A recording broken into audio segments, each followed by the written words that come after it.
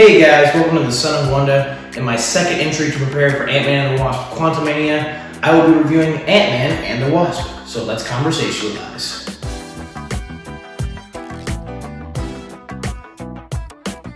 Hey guys, so I believe that this movie, Ant-Man and the Wasp, and Endgame are the main movies that set up Ant-Man and the Wasp Quantumania. This movie, because it is the previous installment in the Ant-Man franchise, it sets up all the stuff about the quantum realm, explains it better, and then Endgame, proving it can provide a means of time travel for people, all that stuff. And I think that the time thing from Endgame is definitely going to come up in Quantumania with all the Kang stuff, because Kang is all about time travel. Kang the Conqueror is. But this movie, it sets up the basis of what the quantum realm is. And that there's a lot more about it that we don't know, i.e. Kang lives there and apparently a whole bunch of other people. But as far as Ant-Man and the Wasp by itself, I actually prefer this movie to the original Ant-Man. I think by a good bit, actually. Mainly because, again, like I said in my previous review of the first Ant-Man movie, I have nothing wrong with that movie. That movie's great. But this movie, I feel like, one, I think it's actually funnier than the first Ant-Man movie. The first Ant-Man movie actually has a bit of a serious tone combined with its majority comedy, but this movie is just complete comedy. I mean, again, it has some serious moments here and there, but like 95% comedy. And I think this movie actually hits most of those comedic notes, again, just because of how funny Paul Rudd is, again, his chemistry with Evangeline Lilly and Michael Douglas as Hank Pym, and of course, Louise, Kurt, and Dave. Best side characters of the entire MCU. But also, I think that I like this movie more than the first Ant-Man because it feels larger scale. The stakes maybe aren't as high in this Ant-Man movie than they are in the first Ant-Man movie, mainly because Darren Cross in the first Ant-Man movie, if he had gotten the Hank Pym technology, that could have messed up the entire world. In this movie, they're trying to save Janet Van Dyne. That's kind of the main goal of the good guys, and then the main goal of everybody else is just trying to get this lab so Ghost can be cured, and Sonny Burch wants it for some mystery buyers. But I think there are a lot more moving parts to this movie than there are in the first one, which makes it feel larger scale. And also, this is the movie that, where Ant-Man has already been integrated into essentially an Avengers film. Captain America Civil War is pretty much an Avengers film, so he's already been in one of those. So he's already been established with our other characters that we know and love, like Captain America and Iron Man. So it feels like it's a more connected story to the MCU than the first Ant-Man movie does, which feels slightly more distant because it's completely an introduction. Another thing I appreciate about this movie is that the plot just starts when the movie starts. Like, it's not too slow. It gets right into it almost from the get-go. You have that first scene with Ant-Man and Cassie in his house playing around, and he gets stung by a wasp after realizing that Janet is trying to contact him from the quantum realm. Plot starts. Not too slow, nothing to have to set up here and there. Like, everything is explained as the plot is going forward, and I appreciate that. I really like it when superhero movies can do that successfully. I don't like it when something's too fast, but I also can appreciate it when you can go fast, but still be successful in explaining your plot and setting things up and paying things off while you're going faster. Like I said, you still have the chemistry between all the characters like in the first film, but in this movie you also get to know a little bit more about Hank Pym's past and the people he worked with, like Bill Foster, and the ramifications of the fallouts that Hank Pym had with people like Bill Foster and Elias Starr, showing a little bit more about Hank's character in the sense that he may not have been the greatest person to work with since he had multiple fallouts with people. At the same time, though, a lot of these people were also in the wrong and trying to steal stuff from him. So it's not like Hank is a bad person. He's just a little grumpy, which we kind of already knew that. But again, it's more the little things to flesh out his past and how, he didn't have the greatest past with S.H.I.E.L.D., but he always found love and hope in Janet. And when that was gone, Hank just he didn't want to be with S.H.I.E.L.D. anymore. That just kind of lost Hank on a lot of things. And speaking of Hank, I think one of the things in this movie that is an emotional beat in that 5% that's not comedy, one of the things that I really love is that they let Hank be the one to go save Janet from the quantum realm. That they let him be the one to go get her. I really appreciate that. One, because I think it's a great payoff that he was the one with Janet, the first Wasp, trying to stop that missile, and he saw her sacrifice herself even though he wanted to. So he always felt like it was his fault that she died, even though it really wasn't. And him being the one to save Janet from the quantum realm, do that for his daughter and for himself because of how much he loves her as her husband, that's just really cool and hits a lot of good emotional beats. And I like that it's the husband goes to, rescue the wife, and but the love they have for each other when they first see her and like in reuniting. I like that they let him have that responsibility and be able to pay off that responsibility. So the husband and wife dynamic I really appreciate about their relationship. Even though you don't get to see a lot of their relationship in the actual movie, it's still really something to love and enjoy. Also, I think this movie does a really good job of being a natural continuation of where Ant-Man's story left off in Civil War. It makes perfect sense that if he did go under house arrest after being captured in Civil War, that Hank and Hope would have to feel the ramifications of that because it's their tech mainly it's Hank's tech that Scott used to fight the Sokovia Accords Avengers in Civil War, Iron Man. But it makes perfect sense that they would receive the consequences of Scott's decision, as well as Scott receiving his own consequences, and like them not talking to him for 2 years because of that. Which is funny because when you watch Civil War, it doesn't seem like that big of a deal that Scott is kind of going back to being against the law. Like when Cap first talks to him, he's like, we're running from the law on this one. Are you okay with that? And he's like, well, what else is new? I've been running from the law before. But it kind of shows you that he went into it a little not thinking of the ramifications of his decision. And, he technically just got out of prison, just got his life together. And even though he really didn't do a wrong thing by joining Cap, it still kind of messed his life back up again. And this time ruined his relationships with his new friends that he made, which is even worse. But I like that they can make amends by the end of the movie because of all the help that Scott gives Hope and Hank in finding Janet. And Hope and Hank feeling those ramifications of Scott's decision makes perfect sense, and I appreciate that it's a natural continuation of the story instead of something out of the blue happening that doesn't make any sense, that's something that none of the characters would actually do, which unfortunately has been happening a lot lately between Marvel and Star Wars and a bunch of different things. Also, I feel this movie has a bit of a more lighthearted tone to it than the first Ant-Man does. The first Ant-Man, he's like you get that ex-con vibe. Darren Cross is kind of a creepy bad guy. So there are some darker tones in the first Ant-Man, but this one is entirely lighthearted. And I think I actually appreciate that. I like the tone of this movie, I think, better than I like the tone of the first Ant-Man movie.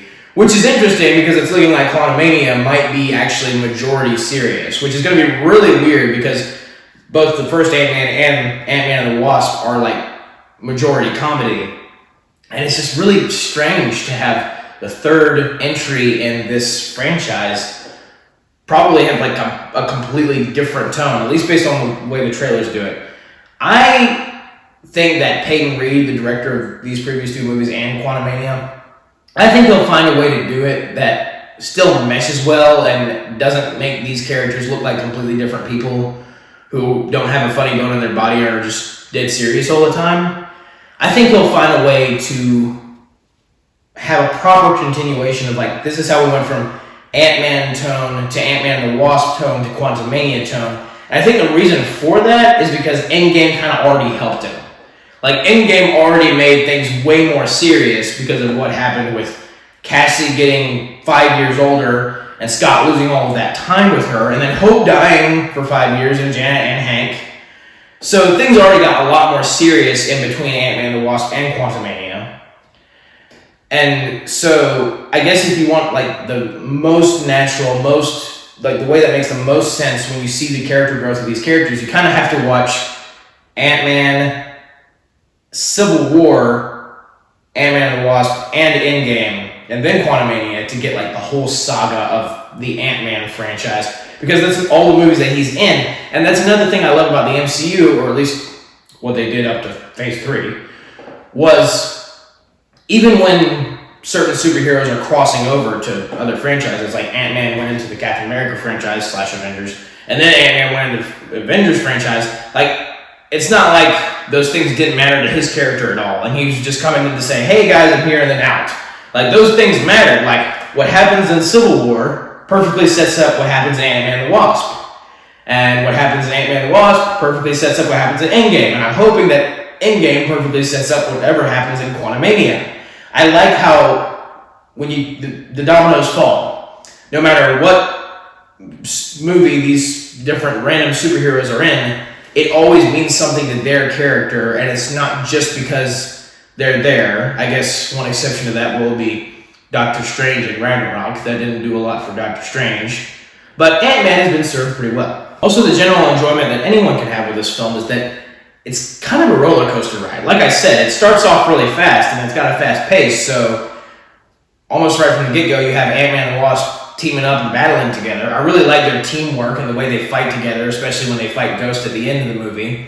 I like how their camaraderie and, like, you know, their boyfriend and girlfriend, but they also can kick butt really well together. They give both characters time to shine in this movie, which is something I really appreciate. I like that they're equal in this movie. Like, one's not put above the other. I'm really hoping that's something that they keep in the third Ant-Man movie. But yeah, it's a roller coaster ride. I mean, you got 1,500 people going for the same item, for the same lab. You got the FBI, you got the Southerner, Sonny Birch, you got Ghost, you got Ant-Man, Hank, and Hope, you got Louise, and then him trying to help Hank and Hope and Ant-Man, like all of these different characters going for the exact same item. And there's always going to be some fun in that when you have good characters to work with. Also, they find some really fun stuff to do in this movie with the shrinking stuff, just like they found in the first one, like with the shrinking and growing stuff.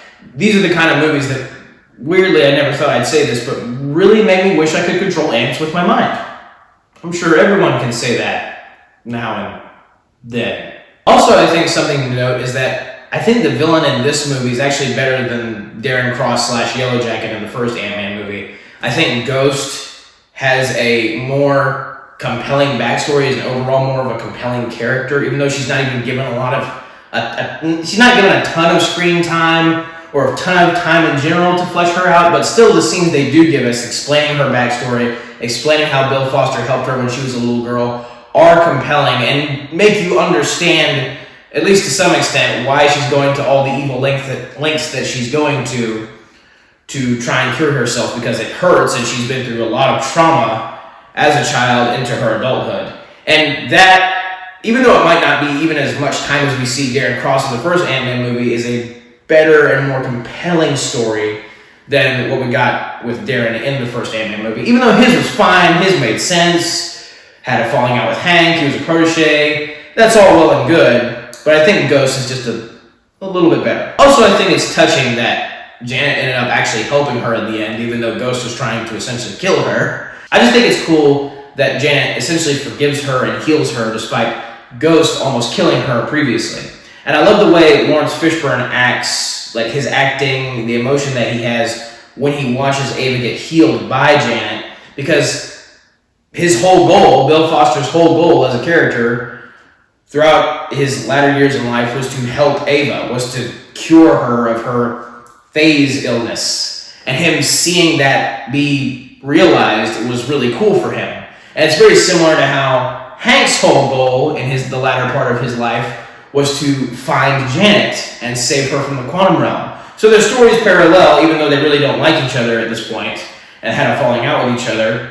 Their stories still parallel, and I think that's really good writing. I think it's really touching the way Bill Foster still decides to stay with Ghost despite all the people she's hurt, and they have that moment with each other. And again, like 95% of the movie's comedy, they still have those emotional moments. The one between Janet and Hank, the one between Ava / Ghost and Bill Foster. Hope and Scott get back together again. I love the moment that Scott has between him and Cassie. And it really, rewatching Ant-Man and the Wasp, it really shows how they're setting up Quantumania even in that movie. Even though that was in 2018 and this is 2023. And certain lines that Cassie will say, like, I want to grow up to help people like my dad, and I want to be your partner.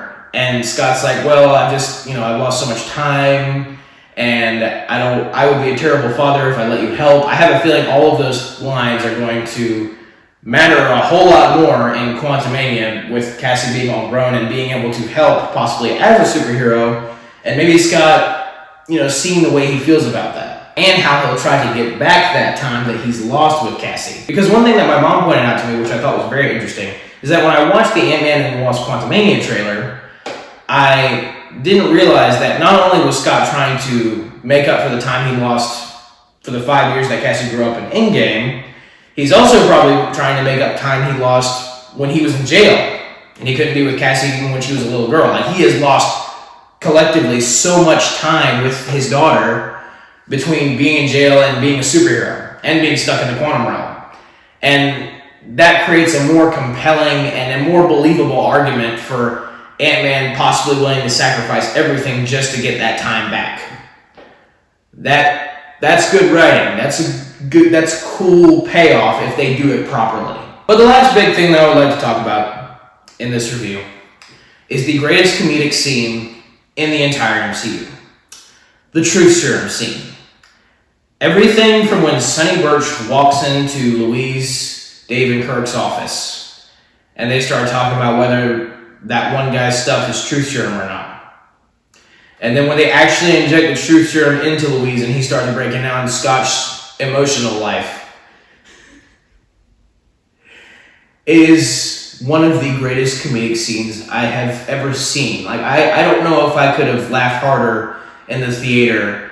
And I mean, it's just constant, one after the other, one-liner after one-liner after one-liner, and it's all so good. Like, when Louise starts breaking the story down, Dave's like, you put a dime on, you gotta let the song play. And Kirk's like, use a jukebox. All of those lines are such comedic gold. They're so good. That's my favorite comedy scene in the entire MCU is the True Serum scene. I love it so much. And the way Paul Rudd and Evangeline Lilly act in the flashbacks as Louise is breaking everybody down. Like, Louise's voice is coming out of their mouths and they're doing all the head movements trying to act like him. And he was like, yeah, I know, I thought I was gonna be with her forever, but now I'm all alone. That's when he met Hope. And Hope's all like, I want nothing to do with you. Look at my hairdo. I'm all business. It will never not make me laugh.